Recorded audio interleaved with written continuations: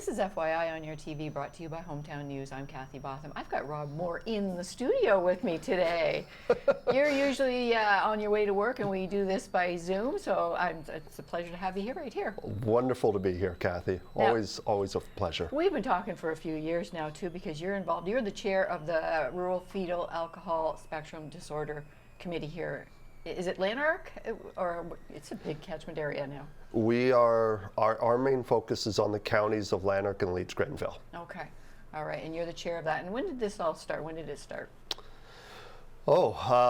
We started, there was a group of 6 of us gathered around my kitchen table back in 2017. Yeah. And we were all parents raising kids with FASD, and we just felt like we needed to get the word out and start having some conversations with folks, and then it just kind of grew from there. 2019, we got our nonprofit corporation.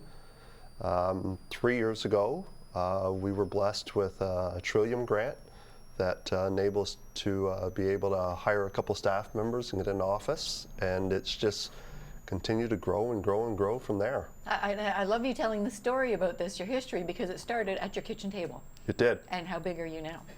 How many members are there? Right now, we are, according to our database, we are supporting about 750 individuals that are directly impacted by FASD. Wow. We've also had the pleasure of presenting at several international conferences now. We've presented at Queen's Park, we've presented at Parliament Hill, doing a lot of different things and meeting a lot of wonderful people such as yourself. Oh, thank you, thank you. And it hasn't stopped. The summer's just starting and you've got some events going on too. Let's talk about June 2nd. Let's talk about last year. Last year was your first Red Shoe run. And yes. Where'd the Red Shoe come from? So the Red Shoe is actually the international symbol for people living with FASD. Okay. It's because FASD it's one of those invisible disabilities. There's nothing really physically to see. You kind of have to get to know the person to kind of recognize that they're living with these disabilities. So it was R.J. Formanak up in Thunder Bay area who came up with this concept, and he's a gentleman that lives with FASD, came up with the concept of red shoes. And so whenever you see someone wearing these old 80s style Converse red shoes, high tops, yeah.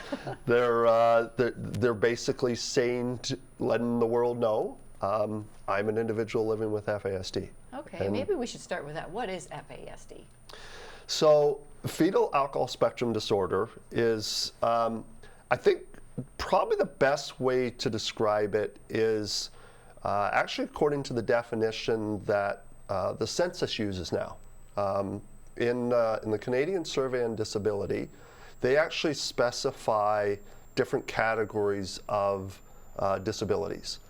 And so there's what they consider to be the mild, and then there's the moderate, there's the severe, and there's the very severe. FASD always comes under, at a minimum, the severe category, just because of all the different aspects and the different impacts that it has on a person's life. In a lot of situations, it actually ends up being classified as the very severe category. And so when we start looking at some of the statistics that the census is showing us, we're kind of moving away a little bit from specifying FASD and recognizing we actually have a lot in common with other organizations that are trying to bring awareness around just disabilities in general, particularly the severe and the very severe ones. We're all fighting the same fight here. We're all kind of bringing that same awareness. Right. And those pieces, and really that's what these events that we have coming up this summer is about, is letting folks know this is what's going on in our society today. Right. This is what's happening with our local folks that you're seeing walking on the streets and are going to be there that day wearing these shirts and all of that. 70% of them are living in poverty right now.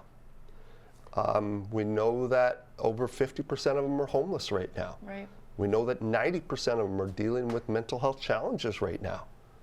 And so when you, and then the piece that really stood out the most for us in that survey, they also looked at how many of those individuals who are living in poverty actually have the capability of working.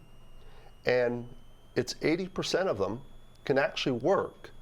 The challenge is the obstacles and the challenges that society has put in place from an accessibility standpoint makes it impossible for them to get work, to become employed. Or stay employed. Or stay employed Right. in a lot of situations as well. And so that's really what these events are about, is we're looking to put folks living with these severe disabilities in places of strength, allowing the community to see, oh, they have this skill set. Yes.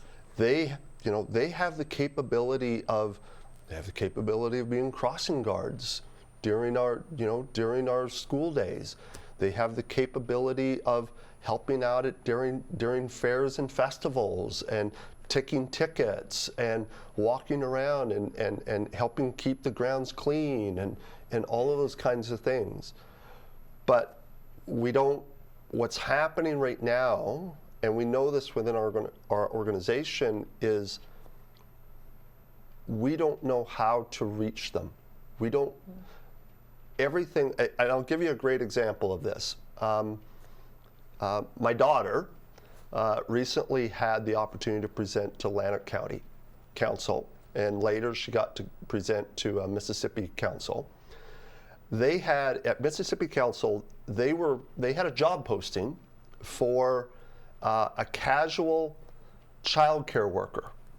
Okay, job basically entailed of making the kids snack, serving it to them, and that was essentially the job. It was a part-time job, perfect for her. This is something that she has been doing forever, and had the capability of doing it. The challenge was the job description. We actually put it through our algorithm that we have. They wrote the job description at a college level language.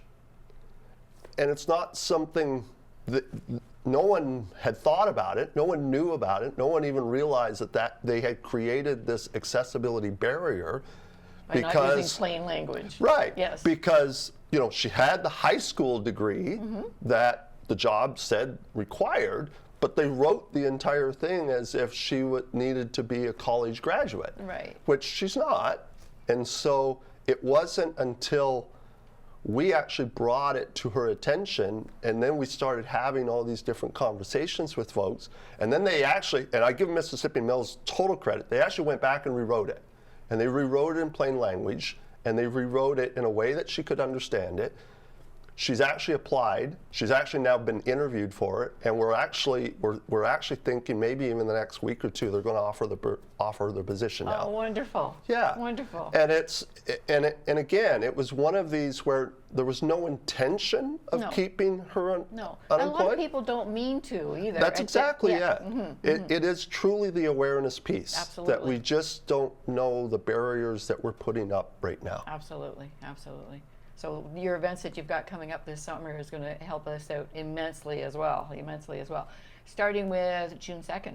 Yes. June 2nd. Yes. Yeah, so it's sort of morphed out from the event you had last year, and it's moved to the Lower Reach Park this year. It has. We, the event that we had at Montague School last year, and I need to give a couple really large shout outs. Chris Hanna, the principal there at Montague School, was absolutely huge. There was an individual from the local community, Betsy Simpson, who was involved originally in starting the Franktown Run. Were really huge helps in terms of us understanding the kinds of components and how you do this type of event.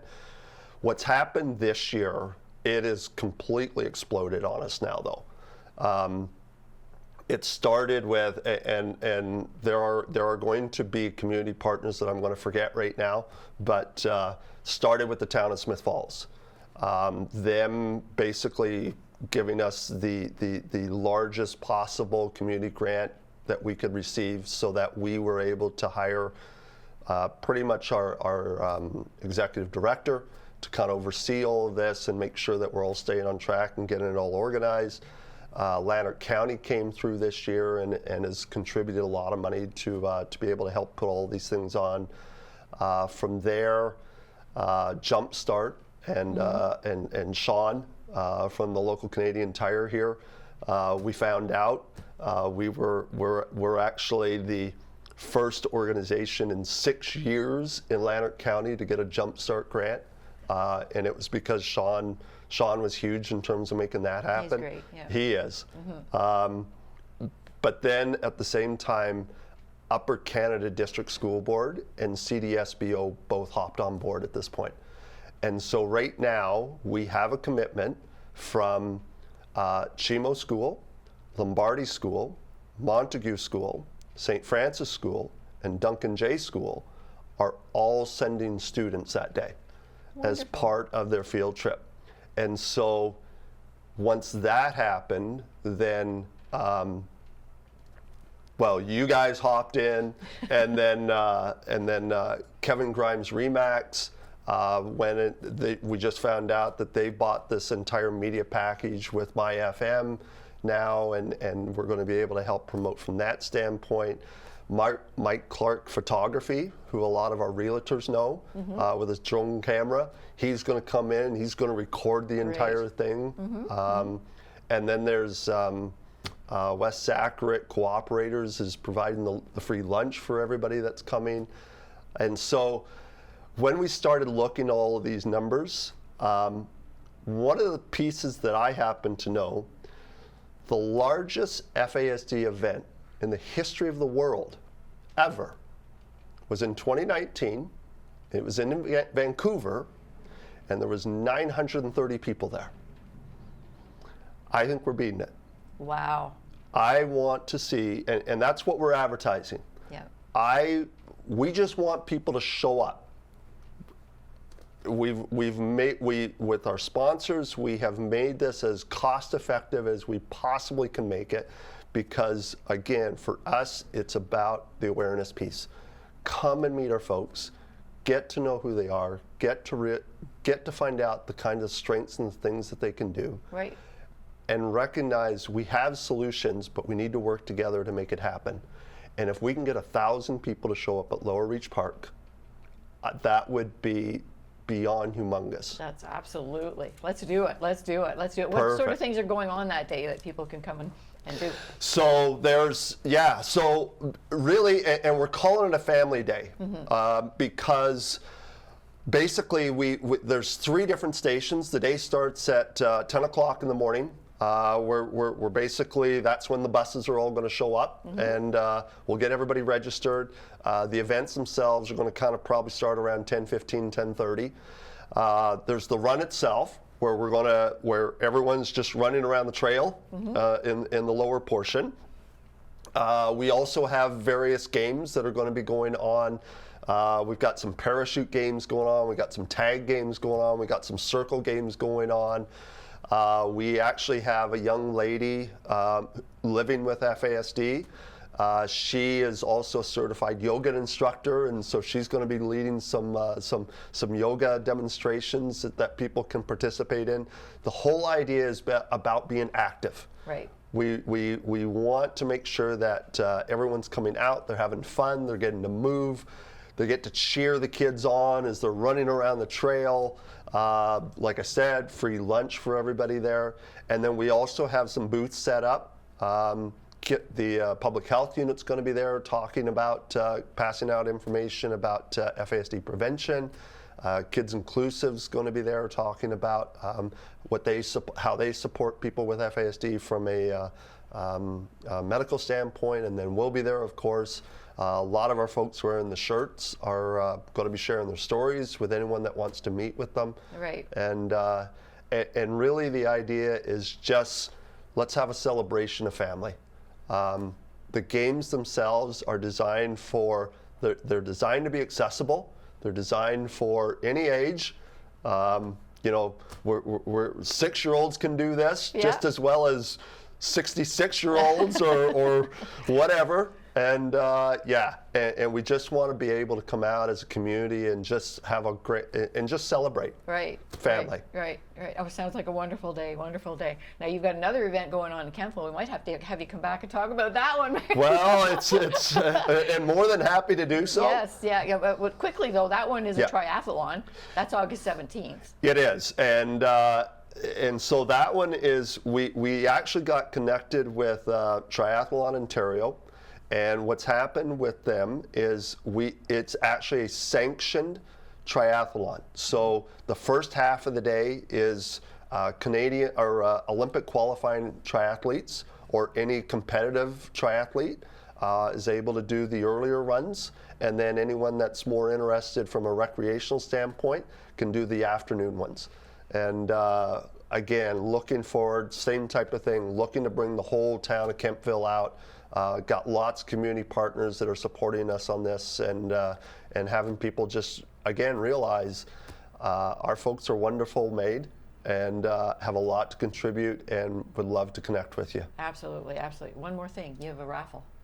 We do. Yes, how do you get tickets for this? So, You got great prizes. yes, there is. A couple places. We got flyers being posted up all over town. Lots of storefronts that have got the flyers up now. You can also go to our website, www.ruralfasd.ca, and the flyer is there. Go to the QR code or go directly into the to Zephy and purchase your $20 tickets. And the draw is on Sunday, June 8th. We have one lucky folks going to win WestJet tickets, as well as Will's Transfers giving us some red black tickets. Excellent, excellent. Wow, this sounds wonderful. For more information about all this, how do they get a hold of you? Best way to get a hold of us is, again, through that website, Right. www.ruralfasd.ca. Tanya and Jane would be more than happy to have conversations with you. Excellent, excellent. Well, thank you very much for being here. So once again, June 2nd, Family Day run, the Red Shoe Run in Smith Falls. It's a Monday, is it? It is a It's Monday. Yes, so we've got the schools involved too. So we Exactly. need to get 1,000 people out there. Let's do this, let's do this. Thank you very much for coming here. Rob Moore, Chair of the Board of the Rural Fetal Alcohol Spectrum Disorder Committee. Thank you very much for being here today. Let's do this. Thank you, Kathy.